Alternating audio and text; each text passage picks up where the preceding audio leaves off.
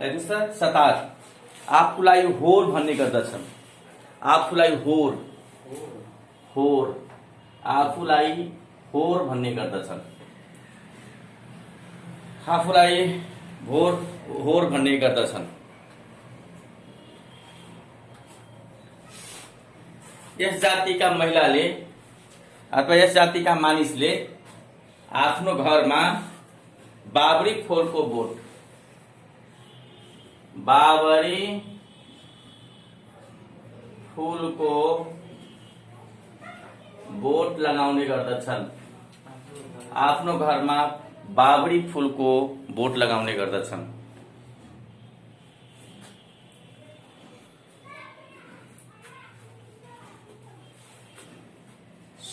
सुडेनीको काम गर्ने महिलालाई दुर्गिन बुढी भन्ने गरिन्छ। दुर्गिन बुढी। सुडेनीको काम गर्ने महिलालाई दुर्गिन बुढी भन्ने गरिन्छ।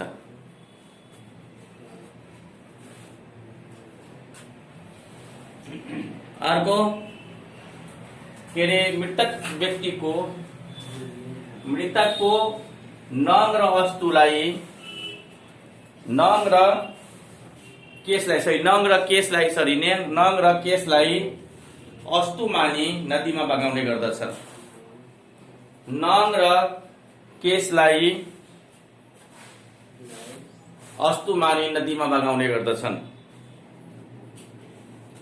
र यो यस्तो जाति छ जसमा ससुरोको मृत्यु हुन्छ भने बुहारी विधवा हुने गर्दछन्। यही जाति हो सतार जाति, जसमा यदि ससुरो मतलब केटा मान्छेको बुवा मर्छन् भने बुहारी के हुन जान्छ, विधवा हुन जान्छ। लेख्नुस् ससुरो मर्दा बुहारी विधवा हुने। मृतकको दाह संस्कार गर्दा डोरीको खाट चाहिने। अर्को पोइन्ट, मृतकको दाह संस्कार गर्दा डोरीको खाट चाहिने। हजुर, डोरीको खाट चाहिने।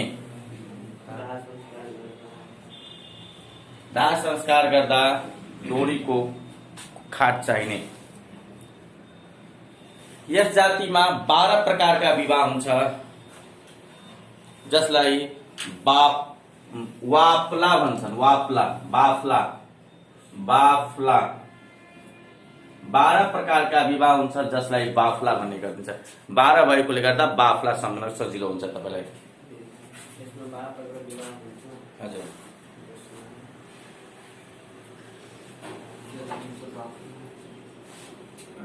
र मुख्य मानिसलाई माझी हडाम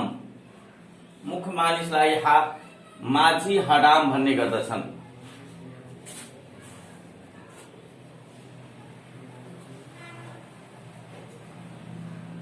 र यसलाई सतार जाति जुन छ त्यो भारतको दुम्का जिल्लाबाट आएका छन्। भारतको दुम्का जिल्लाबाट आएका। हजुर, दुम्का। हजुर,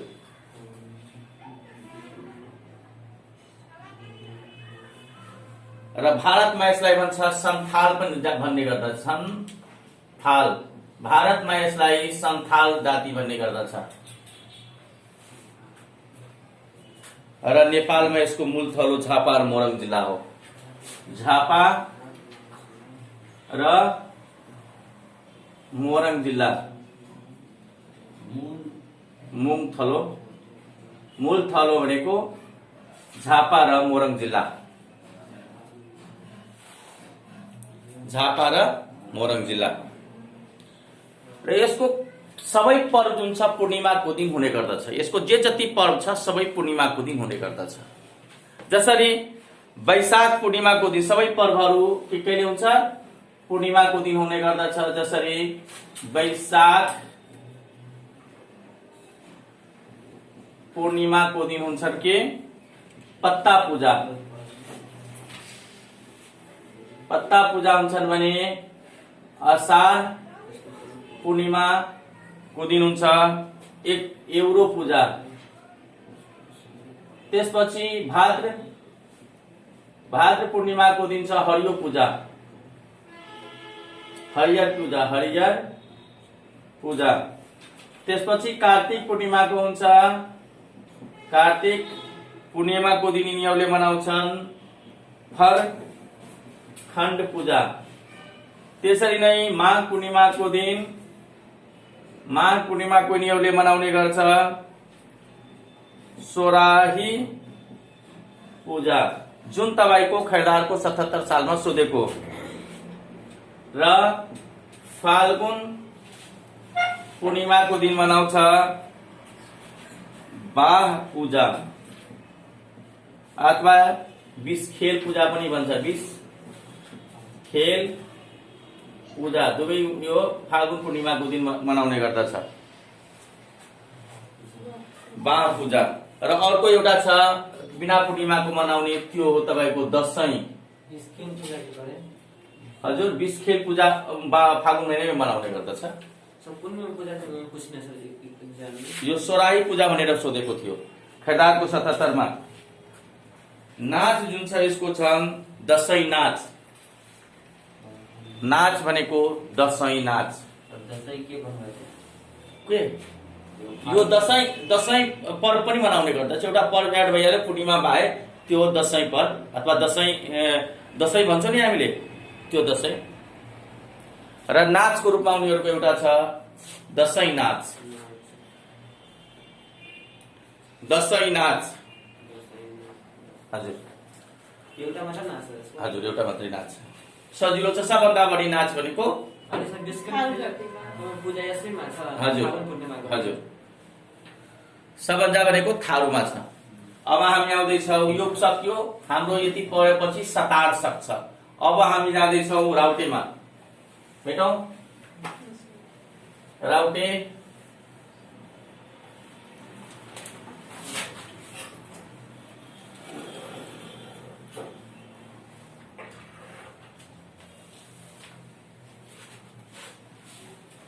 राउटे जातिमा जानुहोस्। यो कुनै कुनै किताबमा लेखे भन्छन् कि एक ठाउँमा 6 महिनासम्म बस्छन् भने कुनै कुनै किताबले 2 महिना मात्रै भनेका हुन्छन्। जुन तपाईलाई एक्जाम आउँछ त्यो हिसाबले सजिलो भयो लेख्नु होला। लेख्नुस् यसको। एक ठाउँमा 2 महिना भन्दा बढी नबस्ने, ब्राकेटमा 6 महिना पनि लेख्नु होला, किनभने एक्जाममा अब दुई भनेर सोध्छन्। जुन तपाईलाई सजिलो लाग्छ त्यो लेख्नु होला। एक ठाउँमा 2 महिना, ब्राकेटमा लेख्नु 6 महिना भन्दा बढी नबस्ने।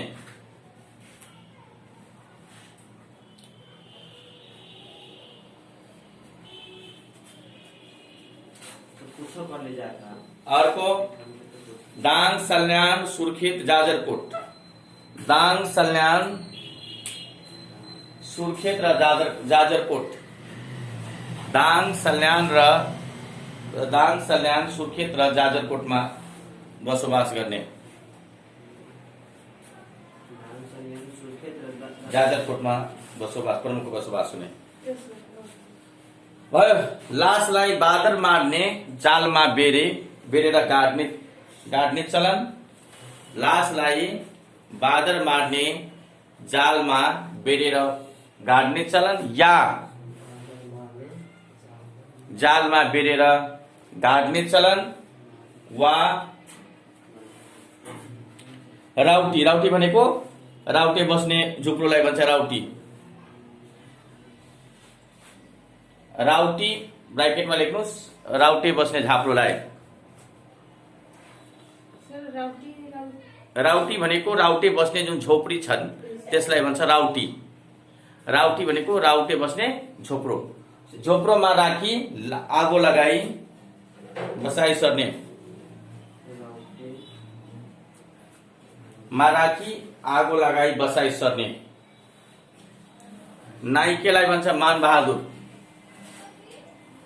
नाइकेलाई के भन्छ? मान बहादुर। पैसा छुँदा पाप लाग्न विश्वास गर्ने। पैसा छुँदा पाप लाग्ने विश्वास गर्ने। पैसा छुँदा पाप लाग्ने, विश्वास गर्ने। भन्नुको मतलब यिनीहरूले पैसा लिँदैन। उनीहरूले खास गरेर यसको पेसा कस्तो हुन्छ भने काठ जंगलमा बस्छन् भने एभाइलेबल के हुन्छ, काठका सरसामानहरू, काठका जुन सरसामानहरू उनीहरूले बनाएका हुन्छन् तिनीहरूलाई गाउँघरमा ल्याउँछन् र त्यसको साटोमा उसले के अरे काठका जुन भाडा बर्तन दिन्छ त्यसको साटोमा उसलाई अन्न दिनुहोस् अथवा लुगा दिनुहोस्, जे दिनुहुन्छ भने त्योसँग उसले साटोसाट गर्छ। उसले पैसा लिँदैन, काठले दिएको बापत उसले पैसा लिँदैन र पैसा तपाईँसँग लिएन भने उसले अब केबाट किन्ला अन्त त्यहीबाट उनीहरूले साट्ने गर्दछ। अर्को हेर्नुहोस्, बोल्ने भाषालाई खाम्ची भन्छन्। बोल्ने भाषालाई खाम्ची। खाम्ची कुन भाषा कसको? राउटे जातिको बोल्ने भाषालाई खाम्ची भन्ने गर्दछ। यत्री गोत्रका, राउटे जाति कुन हुन्छ? यत्री गोत्रका। हजुर हजुर। यसको सरकारी पद, सरकारले लाई दिएको छ सरकारी पद वन हेरालु। वन हेरालु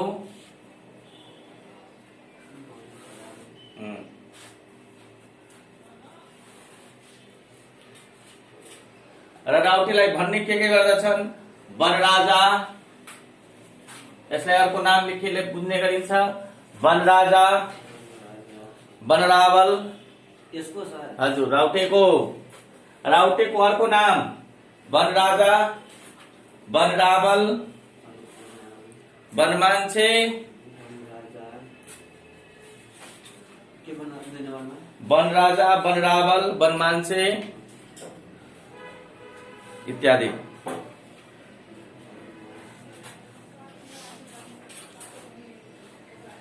एउटा नाच हुन्छ जसलाई भन्छ वैशाली।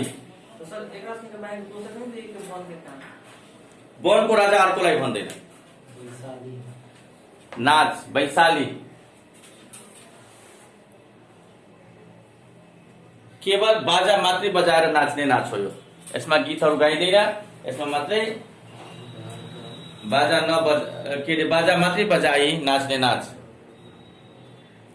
बाजा मात्र बजाई नाच्ने नाच।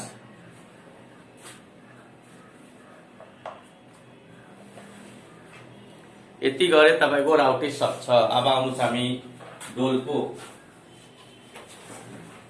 डोल्पो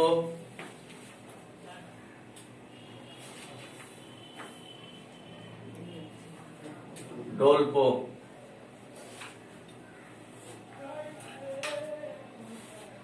लेख्नुहोस्। डोल्पोमा भेरी नदीको सिरानीमा पर्ने डोल्पामा बस्ने। वासस्थान भेरी नदीको सिरानामा पर्ने डोल्पामा। हामी कुन कुन जाति लेखे पढिसकेका छौं यसमा? सतार, अर्को के पर्यो?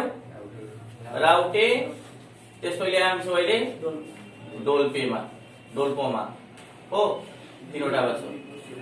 सिरानीमा सिरानी के पढ्ने, डोल्पामा बस्ने। बहुपति प्रथा, बहुपति प्रथा कस्तो हुन्छ भने जुन बहुपति प्रथा यिनीहरूको समुदायमा जुन एकजना के अरे ठुल दाइले बिहे गर्छन् भने जे जति भाइहरू हुन्छन् सबै त्यहीलाई श्रीमती मानेर बस्नुपर्ने हुन्छ।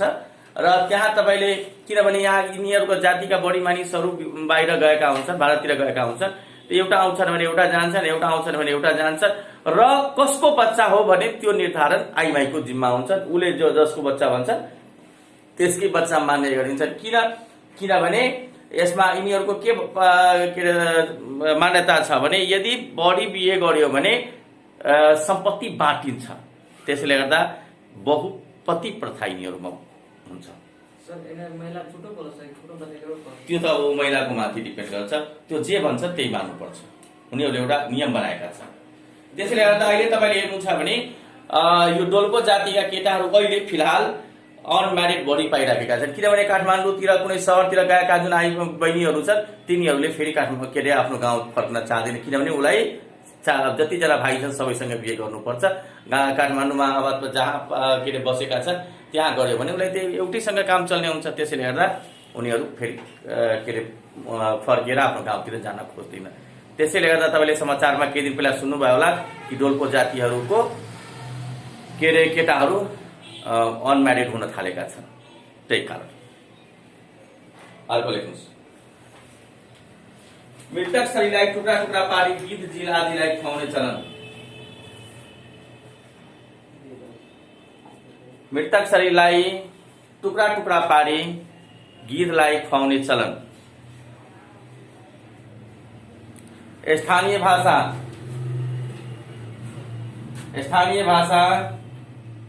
धोलपोबा। मुख्य धर्म बोन धर्म र बौद्ध।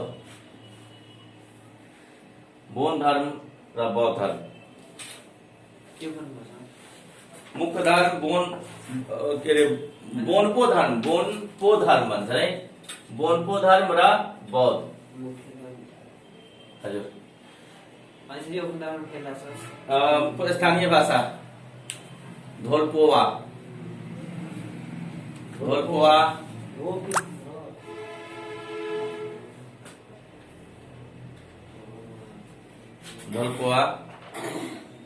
भयो। अर्को अब यो सक्यो, हामी डोल्पो भाषा पनि सकायौं। अब आउनुहोस् मगर जातिको।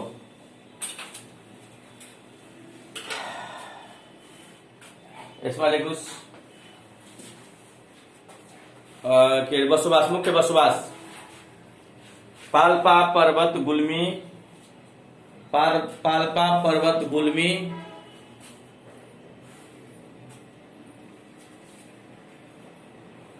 पाल्पा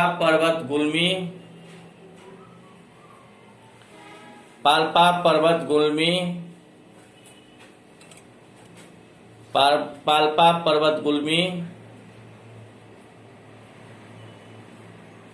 भयो। प्युठान रोल्पा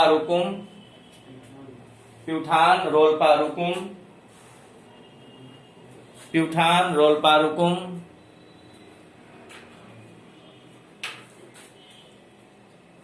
अर्को सल्यान डोल्पा सुर्खेत।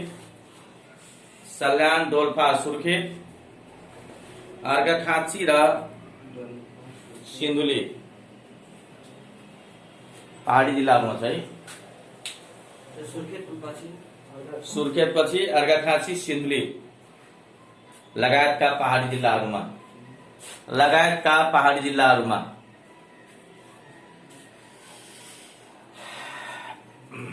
जब यिनीहरूका बुहारी आउँछन् भने त्यहाँ भाले काटिन्छ। भाले भनेको कुखुराको भाले जुन छ त्यसलाई काटिन्छ र त्यसको रगत जुन आउँछ त्यसलाई खुट्टालाई लप्याएर अनि उनीहरूले भित्र छिर्नेको ढोका भित्र छिर्ने गर्दछन्। यसको मगर जातिकै यो परम्परा हो।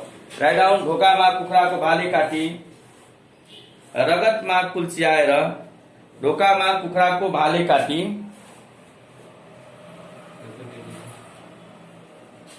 रगतमा कुल्च्याएर दुलिन भित्राउने चलन। अरू कुरा, गोर्खाको जुन मनोकामना मन्दिर छन् त्यसमा पुजारी जुन हुन्छ मगर जातको हुन्छ जहिले पनि। अर्को पोइन्ट, गोर्खाको मनोकामनामा पुजारी मगर जातका हुन्छ।